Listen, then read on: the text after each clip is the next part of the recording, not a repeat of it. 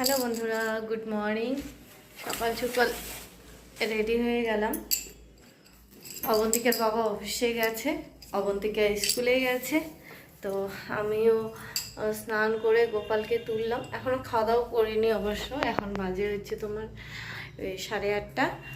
তো আমরা না ঘরের জিনিসপত্র সব উলট পালট করেছি বাড়ি থেকে এসে।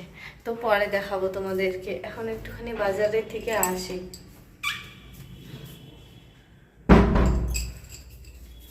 চলো।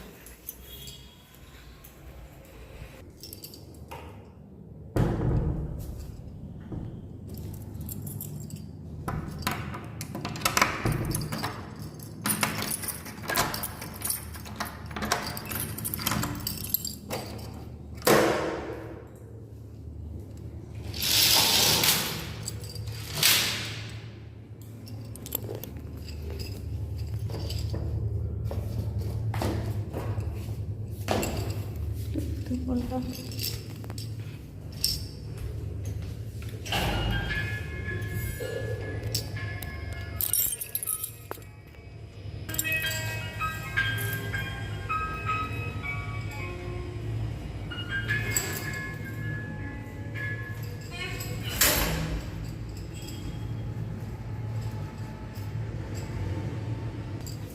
মনে হচ্ছে যে আমার একটুখানি দেরি করে বেরোলে ভালো হতো, তাহলে আমি যা কেনার কিনে তারপর ওই দিক দিয়ে টোটো করে অবন্তিকার স্কুলে যেতে পারতাম।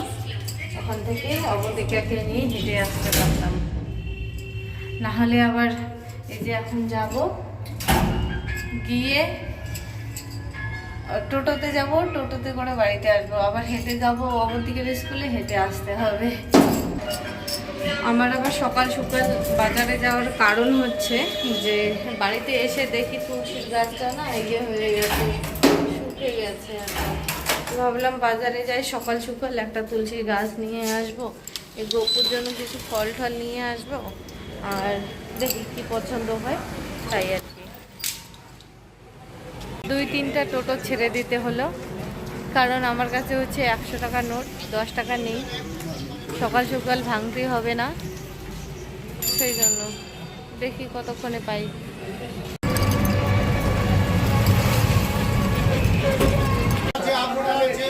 দিন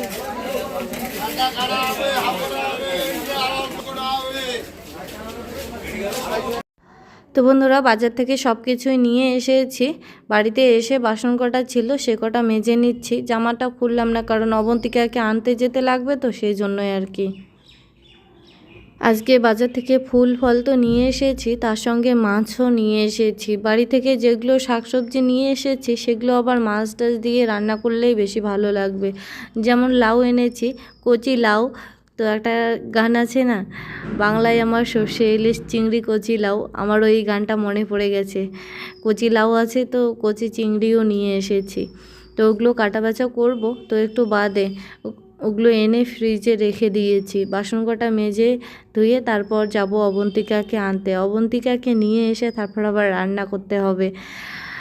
বাসি ভাত একটুখানি আছে, সেটা শীতল ছানা দিয়ে খেলেই পরে হয়ে যাবে। তো তার জন্য অত একটা চিন্তা নেই। আর শীতল ছানা হলে আমাদের রাজবংশীদের আর কোনো কিছুই লাগে না, শীতল শুটকি হলে। এই শীতল মাছ শুটকি মাছ খাওয়া নিয়ে আমাদের যে অবন্তিকার ম্যাম আগে আসতো, সে মানে কি বলবো, একটা খারাপ একটা মন্তব্য করেছে। সেই জন্য আমি ছাড়িয়ে দিয়েছি, বলছি যে পড়াতে হবে না। তো কিছুদিন তো ম্যাম আসেনি, তারপর অবন্তিকারও একটুখানি ইয়ে হচ্ছে পড়াশোনার ঘাটতি। আর তার মধ্যে তো কালী পুজো গেল, তারপর দুর্গা পুজো গেল, এগুলোতে তো অত একটা স্কুলও হয়নি। স্কুল বন্ধ থাকার কারণে আমরা বাড়ি গেছিলাম কালী পুজোতে। তো যাই হোক, যা হবার হয়ে গেছে ঠাকুরের কৃপায়। আবার আমরা আর একটা ম্যাম পেয়েছি। আমাদের যে ফ্ল্যাটে আমরা থাকি বর্তমান, সেই ফ্ল্যাটেরই একজন মেয়ে। তো এই ফ্ল্যাটের মেয়ের মারা থাকে না, মেয়ের মা বলছি, বাচ্চার মাগুলো থাকে না, তো স্কুল যাওয়া আসার টাইমে ওরাও একসঙ্গেই ধরো বাচ্চাকে নেওয়া, ঘরে ঢোকানো, দিয়ে আসা এগুলো করে।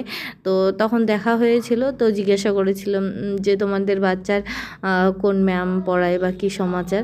তো তখন ওরাই বলছিল যে আমাদের ফ্ল্যাটেই একজন আছে, উনি পড়ায়। করান। তারপরে ওনার সঙ্গে আমিও কথা বলি, তো কথা বলার পরে বলছে যে ঠিক আছে। তারপরে আবার জিজ্ঞাসাও করে নিয়েছি, তোমরা আবার শুটকি মাছ খাও তো? তো ম্যাম বলছে যে হ্যাঁ, আমরা শুটকি মাছ খাই, আমার মা খুব ভালোবাসে। তো আমি বললাম যে ঠিক আছে, তাহলে তো ভাগ্য ভালো। কি বলো তো, এমন হয়ে যায় মাঝে মধ্যে খেতে একদমই ইচ্ছা করে না। শীতল শুটকি একটুখানি রসুন, পেঁয়াজ, কাঁচা লঙ্কা ভেজে যদি মেখে একটুখানি খাওয়া যায় না, তাহলে একটুখানি রুচি হয় বা কোনো কিছু। তো সবাই তো আর সেটা পছন্দ করে না। এবারে আমরা ছোটোবেলা থেকে খেয়ে এসেছি, আর আমরা সেই জিনিসটার প্রতি যে ঘৃণা কী জিনিস সেটা জানি না, কিন্তু আমাদের ওই জিনিসগুলো দেখলে লোভ হয়, জিভ দিয়ে জল আসে। তো যাই হোক, সবাই তো সহ্য করতে পারে না, কি বলবো, এই হচ্ছে ঘটনা, আর কিছু বলছি না। তো বন্ধুরা, হাতে আরও সময় আছে, তো ভাবলাম যে ভাত রান্না তো করতেই হবে, তো সেই জন্য ভাতটা বসিয়েই দিলাম, চালটা ভিজিয়ে রাখলাম আর সবজিটা কেটে নিচ্ছি। ততক্ষণে যদি সময় হয়ে যায় অবন্তিকাকে আনা, তাহলে আমি বেরিয়ে যাব। তো আজকে যেহেতু আমি রান্না করব হচ্ছে সয়াবিন দিয়ে কুমড়া, চাল কুমড়া। তো চাল কুমড়া অর্ধেক ফালা আর কি রান্না করেছি, আর অর্ধেক ফালা আছে, তো সেটাই কেটে নিচ্ছি। তো বন্ধুরা, অবন্তিকাকে স্কুল থেকে নিয়ে এসে তারপর ওকে বললাম যে স্নান কর, ও স্নান করলো, তারপরে আমি খেতে দিলাম। খেতে দেওয়ার পরে চলে আসলাম বিছানা গোছাতে। সকালবেলা একবার এগুলো ঝাড়ু টাড়ু দিয়েছি, তারপরে আবার আমি শুয়েছিলাম একটুখানি, তারপর আবার কাঁথাটা মেলেছিলাম, তো আবার এলোমেলো হয়ে গেছে। তো ভাবলাম আজকেই একটা বেডশিট নিয়ে এসেছি, সেটা পেতে দেই। তো আমার এই পুরানা বেডশিটে থাকতে খুব ভালো লাগে, নরম নরম থাকে। তো তারপরেও না, সব সময় ক্যামেরা করি যেহেতু, তো নতুন নতুন জিনিস আবার ক্যামেরাতে ভালো লাগে, তো সেই জন্যই নিয়ে আসা। কিছু মনে করো না, 3টা বেডশিট আছে, তো সেগুলো সবগুলোই আর কি পুরানা হয়ে গেছে, কেমন যেন একটা ক্যামেরায় আসে। তো যাই হোক, এই বেডশিটের দাম না বেশি নেয়নি, কারণ বেশি দামি নেইনি আমি আর কি। তো এই বেডশিটটার দাম নিচ্ছে 340 টাকা। তো মোটামুটি ভালোই আছে সুতির মধ্যে, আর 300 টাকার মধ্যে আর কত ভালো চাও বলো। অবন্তিকার বাবা থাকলে তো আমি একটা ভালো মানে বেডশিট নিতাম। তো অবন্তিকার বাবাকে ছাড়া খরচ করা না, তো আমার এরকমই হয় আর কি। কম দামি জিনিস আমি সবসময় নেওয়ার চেষ্টা করি। অবন্তিকার বাবা থাকলে একটুখানি জেদ ধরে সাহস করে বেশি দামিও নেওয়া হয়। তো এখানে দেখো, চিংড়ি মাছগুলো কাটা বাছা ধোয়া কমপ্লিট করে নিলাম। তারপর তোমাদেরকে দেখাচ্ছি, দেখো এখানে নতুন একটা টেবিল আনা হয়েছে অবন্তিকার বই পড়ার জন্য। ম্যাম যেহেতু প্রথমবার আসবে, নতুন ম্যাম, তো আগের ম্যাম যে টেবিলটাতে পড়াতো অবন্তিকাকে, সেটা হচ্ছে ডাইনিং টেবিল। তো কি জানি আমাদের ডাইনিং টেবিলটাতে পড়াতেও ওনার সমস্যা হতো, অত কিছু তো জানা নেই আর কি। মানুষের মনের ভাব কেমন করেই বা বুঝতে পারবো বলো। যদিও আমি এক এক দিন এক একটা টেবিল কভার পেতে, নতুন নতুন টেবিল কভার পেতে দিতাম, তারপরেও আর কি ভাড়া বাড়িতে অত জিনিস করতে চাইনি আর কি। তো আমাদের যেটা যেটা ভুল ছিল সেটাও আর কি এইবার শুধরে নিলাম। তো যাই হোক, তো আমরা না বাড়ির পুরো লুকটাই চেঞ্জ করে দিয়েছি। আগে যে ঘরে থাকতাম আমরা, জানালার ওই পাশে একদম কোণার ঘরটায়, তো সেইখানে এখন সব জিনিসপত্র রেখে মাঝখানের যে বেডরুমটা ফাঁকা ছিল, মানে আমার আলমারি, তারপর ড্রেসিং টেবিলটা রাখা ছিল যে ঘরে, সেই ঘরে আমরা এখন বেডশিটটা নিয়ে গেছি, শুধু বেডশিট, আর অন্য কিছুই না। তো এখানে দেখো অবন্তিকা না ওই তুলসীর গাছটা যেটা সকালবেলা নিয়ে এসেছি, সেটা এখন এই টবের মধ্যে লাগিয়ে দিচ্ছে। আমি বললাম বড় টবে লাগা, এটাতে আগের বার ছিল, তো অল্প মাটি প্রত্যেক দিন জল দিতে হয় আর কি, তারপরেও আর কি একটু নড়ানামা হলে পরে শুকিয়ে যেত আর কি তুলসীর গোড়া। তো আমি বললাম বড়োটাতে ইয়ে করে, ও বলছে যে না আমি ছোটো তারতেই দিব, ছোটো তারতে ওইখানে জানালার ওইখানে আটকে, আর বড়োটা আটকে না, এই হচ্ছে ওর সমস্যা। তো যাই হোক, ওর মন মর্জি মতো করে নিক, ধরছে যখন। আমি কিন্তু বলিনি ওকে তুলসীর গাছটা লাগাতে, ও এসে নিজে নিজে করা শুরু করে দিয়েছে। তো ও ওর মন মতো কী করে করুক, একটুখানি খেলুক, খেলা করার পরে ওকে হাত পা ধুয়ে আমি বলবো একটুখানি ঘুমাতে। তো বন্ধুরা, তারপরে আমিও একটুখানি শুয়ে পড়েছিলাম, তো আমিও ঘুমিয়ে পড়েছি। তারপরে অবন্তিকাকে ডেকে ডেকে ঘুম পাড়িয়েছি। তো ঘুম থেকে উঠে এখন করছি একটুখানি চা আর দো ভাজা। অবন্তিকাকে বললাম যে তুই একটুখানি ব্রাশ কর, তারপর ফ্রেশ হয়ে নে। ঘুম থেকে জোর করে তুললাম তো, না হলে ওই ঘুমের ভাবটা থেকেই যায়। আর বড় মানুষেরও কিন্তু তাই, দুপুরে যদি একটুখানি ঘুমায় বিকেলে উঠে কিন্তু তারপরেও একটা ঘুম ঘুম চোখে থেকে যায় যতক্ষণ না কোনো কিছু খাওয়া হয়। তো আমি ভাবলাম যে চা করে দেই। তো আজকে যেহেতু ম্যাম আসবে না, তো সেই জন্য একটুখানি আমার কাছে ভাব দেখাচ্ছে, বলছে যে চা খাবো না, আমাকে দুধ গরম করে দাও। আমি কিন্তু আগেই ওর জন্য চায়ের জন্য জল নিয়েছি, যদিও মানে বাচ্চা মানুষের চা খাওয়া যায় না। তো আমি ভেবেছি অন্যটা আর কি, ঘুম ধরেছে তো ঘুম ঘুম মানে ঘুম থেকে উঠে ও বসেছিল, তো সেই জন্য ভাবলাম একটুখানি চা করে দিই আর আমিও খাই। তো ভদ্র মেয়ে হয়ে গেছে, আর কি করা যাবে বলো। আমিও চা জল নিয়েছি বেশি করে, এই চাগুলো মনে হয় এবার আমার ফেলানি যাবে। তো টোটাল জল নিয়েছিলাম 3 কাপের। তো অবন্তিকার বাবা এসে যদি বলে যে আমি চা খাবো না, ভাত দাও আমাকে, তাহলে তো ওর ভাগে চাটাও নষ্ট। তো এখানে চিড়াটা ভেজে নিয়েছি আর তার সঙ্গে দিলাম হচ্ছে চানা। সর্ষের তেল দিয়ে মাখলে করে ভালো হতো, কিন্তু আমি চিড়াটা ভেজেছি একটুখানি ঘি দিয়ে, তো ঘিয়ের গন্ধটা চলে যাবে সর্ষের তেল দিলে পরে, তো সেই জন্য দিলাম না। এখন আমরা চা খেতে খেতে বাড়িতে ফোন করব। অনেকক্ষণ থেকেই চুমকি ফোন করছে, তো আমি তুলছি না কারণ ভিডিও শ্যুট করছি জন্য। তো এখন ভিডিও করা বন্ধ করে বাড়িতে ফোন করব, গল্প করে করে চা দেখিয়ে দেখিয়ে ওদেরকে দেখিয়ে দেখিয়ে খাবো। গরম চিড়া মুখে দিয়েছি। গরম না? বস।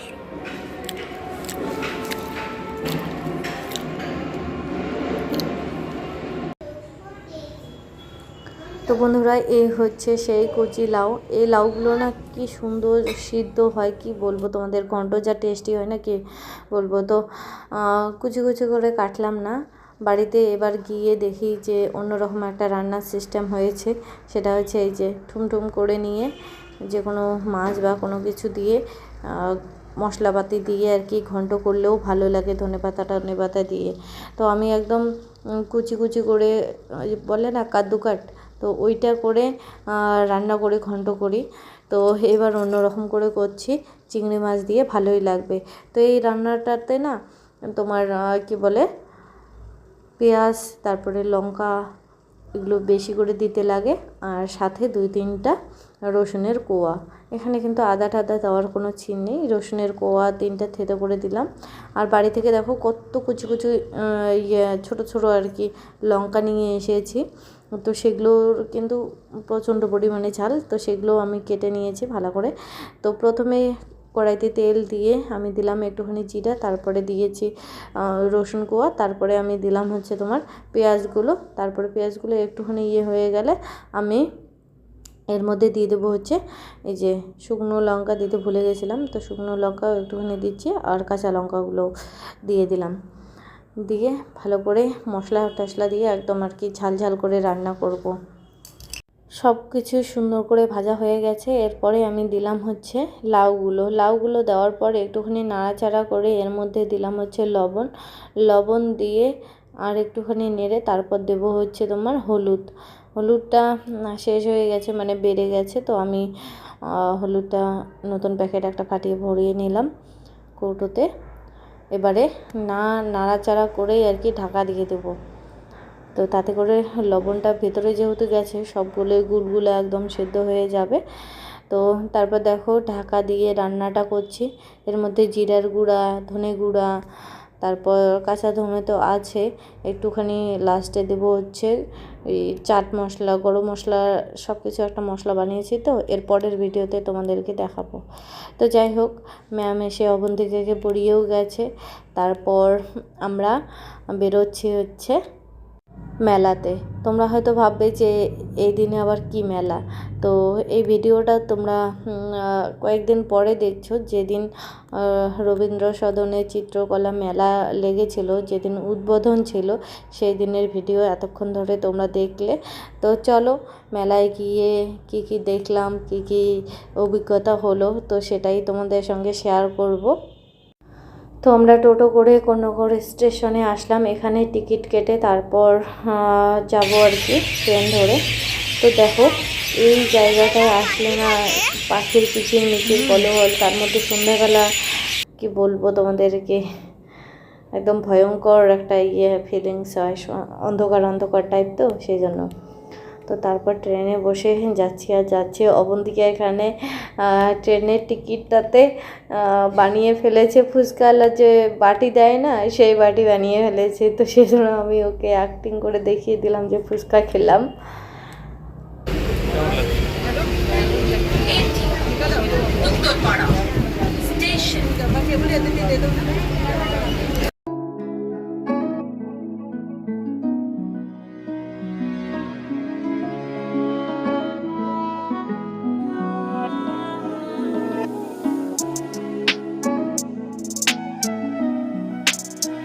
আজকেও আমার মেট্রো কার্ডটা রেখে এসেছি বাড়িতে, সেই জন্য আমার টিকিটটা কেটে নিতে হচ্ছে। আর অবন্তিকার বাবার তো পকেটের মধ্যেই থাকে ওর কার্ডটা, তো সেই জন্য ওর ঝামেলা হয় না, আমারই ভুল হয়।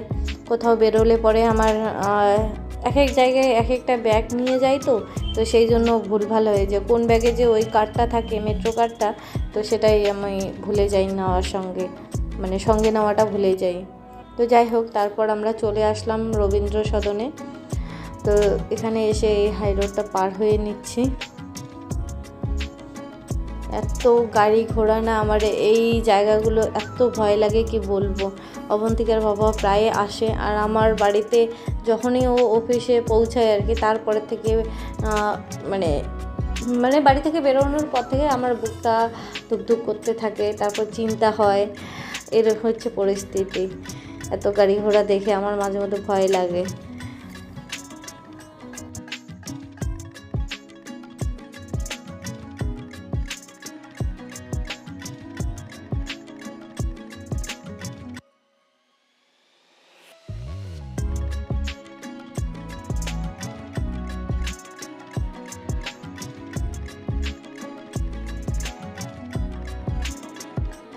ও বলছে শিশির মঞ্চে একটা শো দেখি, আমি বললাম যে আগে ওই দিকে ঘুরে আসি তারপর দেখবো, তারপর নাকি সময় থাকবে না। তো যাই হোক, সময় না থাকে নাই, তো তাড়াতাড়ি বাড়ি যেতে হবে, এত দূরে এসেছি রাত্রিবেলা। কালকে আবার অবন্তিকার বাবার অফিস আছে, বাড়িতে দেরি করে পৌঁছালে সব কিছুই গরমিল হয়ে যাবে। তো সেই জন্যই বললাম যে না, বাইরে যা আছে তাই দেখে যাব।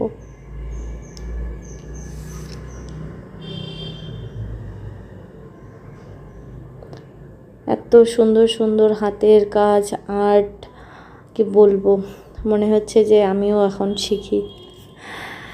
আগে জানো আমি অনেক কিছুই আর্ট করতাম, সময়ের সাথে সাথে সব কিছুই ছেড়ে দিয়েছি, সব কিছুই এখন এলোমেলো হয়ে গেছে। এখন আমার হাতের লেখাগুলো অন্যরকম হয়ে গেছে, চর্চা করি না যেহেতু, সেই জন্য। আর ইংলিশে যে যত ভয় পাই, ইংলিশ লিখতে গিয়ে আমার হাত একদম পা সব কিছু কাঁপাকাঁপি শুরু হয়ে যায়। দেখো দাঁড়িয়ে দাঁড়িয়ে কত সুন্দর আর্ট করছে। তো এখানে আসার আমাদের একটাই উদ্দেশ্য, সেটা হচ্ছে অবন্তিকার যে কোনো জিনিসের চাহিদা ক্ষণিকের জন্য হয়, অত একটা যে চেষ্টা, ওর যে চর্চা, ইচ্ছা আছে, অল্প একটুখানি কোনো রকমে কোনো কিছু করলো, তারপরে ওর ইচ্ছাটা মরে গেল। তো ওকে এইগুলো দেখানোর উদ্দেশ্য হচ্ছে যে ওর ভিতরে যেন আরও প্রবল ইচ্ছা জেগে ওঠে আর্টের প্রতি, নাচের প্রতি, এগুলো ও না, ওর ভিতরে অতটা এনার্জি জিনিসটা আমি দেখতে পাই না। তো সেই জন্যই আর কি এখানে আর কি ওকে দেখাচ্ছে এক এক করে। তো তার সঙ্গে তোমরাও দেখে নাও কত সুন্দর হাতের কাজ। এখানে এসে বেশিরভাগ চিত্র যেগুলোতে তোমার গ্রামের দৃশ্য, সবুজে সবুজ, এরকম যে দৃশ্যগুলো তো সেগুলো আমার বেশ ভালো লাগছিল। আমি ভাবলাম একটা কিনে নেই। অবন্তিকার বাবা বললে যে অনেক দাম করারও চেষ্টা করো না। তারপরে আমরা ওখান থেকে সব দেখে আর কি চোখ জুড়িয়ে মন ভরে এই যে ক্যামেরা বন্দি করে তারপর ওখান থেকে রওনা দিয়েছি। তো যাই হোক বন্ধুরা, আজকের ব্লগটা তোমাদেরকে কেমন লাগলো অবশ্যই কমেন্টে জানিও। ভালো লাগলে লাইক কমেন্ট শেয়ার করে দিও। নতুন বন্ধু হলে চ্যানেলটিকে সাবস্ক্রাইব করে দিয়ে পাশে থাকা বেল বাটনটি অল নোটিফিকেশনে ক্লিক করে দিও। তাতে করে আমার নিত্য নতুন ভিডিও আমি যখনই আপলোড করব তখনই তোমাদের কাছে নোটিফিকেশন চলে যাবে। তোমরা আমাকে লাইক কমেন্ট সাপোর্ট এগুলো করছো না, যার কারণে আমার দিন দিন ভিডিও দেওয়ার এনার্জি কমে যাচ্ছে। তো তোমরা যারা আমাকে ভালোবাসো তারা কিন্তু এই কাজগুলো অবশ্যই করে দিও। তো এটার মধ্যে আমার এই পুরো কাজটাই ছিল রিফ্লেক্টিভ মিরর সারফেস নিয়ে, যেটা একদিক থেকে তার সামনে এসে যখন ভিউয়ার দাঁড়াচ্ছে সে নিজেরই মাল্টিপল ইমেজ দেখতে পায়। সে যখন ওই মিররের অপোজিট সাইডে গিয়ে অন্যদিকে ঢুকে ভেতরে কাজটাকে অনেক পুরোটাই তখন সে দেখতে পাচ্ছে, সে তখন আর নিজের রিফ্লেকশন পাচ্ছে না। তো এই যে নিজের সাথে নিজের একটা বোঝাপড়া বা দেখা না দেখা বা এই বাইরের জগৎ ভেতরে জগৎ যে জায়গাগুলো নিয়ে আমি মেনলি ইন্টারেস্টেড সেটাই। তো বন্ধুরা, তারপর আমরা চাউমিন খেয়ে দিয়ে বাড়ি ফিরেছি। তো আসার পথে আবার কালকের জন্য আর কি কালকে ঠাকুর পূজার জন্য ফুল এখান থেকে নিয়ে তারপর ঘরে ঢুকেছি। তো টাটা বন্ধুরা, ভালো থেকো, সুস্থ থেকো, সাবধানে থেকো। দেখা হচ্ছে পরের ব্লগে।